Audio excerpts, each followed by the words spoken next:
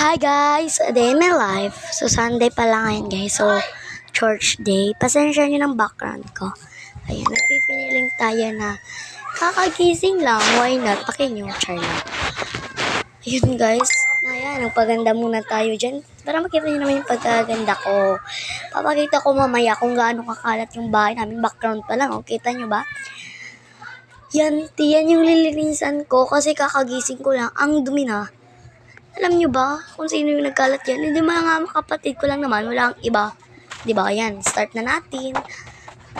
Ewan ko ba, kung saan ba kakagising ko lang, dun pa ako bibigyan ng problema. Char, problema ba yan?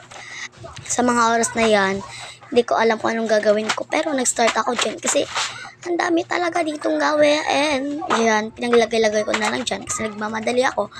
And church day kasi ngayon. Yes po. Guys, pasensya nyo yung boses ko. Ayan guys, lagyan ko na lang yan dyan. Para bang, ayan. Mga dress, tinupi ko muna. And then, ilalagay ko lang yan dyan sa kilid sa solo. Kasi nga, wala na akong paglalagyan. And susutin niya ng mga kapatid ko mamaya. Sila naliligo na ako dito. Naglilinis pa. Ayan. Feeling yun, lilinisin ko sana yan. Pero naisip ko, wag na kasi madali na ako. And then, yan. Yung ginagawa ko dyan. Next, yung kama naman namin, yung bed, kasi kakagising ko nga lang. And then, linisan natin yan. Tara guys, samahan niyo ako. Start na tayo dyan. Ayan. Ayan. Look at that. Napakadumi, diba guys? Panoorin niyo na lang muna. Guys, grabe naman talaga guys. Diba no? Yan. So guys, mag-comment na kayo kung ano yung next video natin. Prank ba or ano ba yung basta yan. Maglinis, mag-room tour. Wala naman tayong maro-room tour. Pero wag na ka mag-comment dun.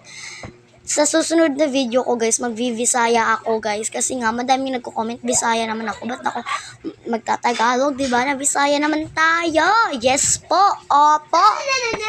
Napakaya ngayon ng background ko guys. Look at that. As you can see, diba? Pinupost-post ko kasi yung kapatid ko dito disturbo sa pag-voice over ko. Yan yung mga kapatid ko. Ayan, tapos na tayo guys. Proceed na tayo na. Hindi mo guys. Tapos na tayo dun. Anong susunod? Hindi magwawalis naman tayo dyan. Malapit na yung oras dyan. Kaya, fast na lang. So, ayan guys, pasen. Kaya, ayan, pagkatapos ko dyan, maliligo na naman tayo. Kasi nga, church day ngayon, di ba?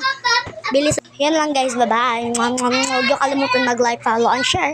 Sa susunod na video ulit. Bye-bye.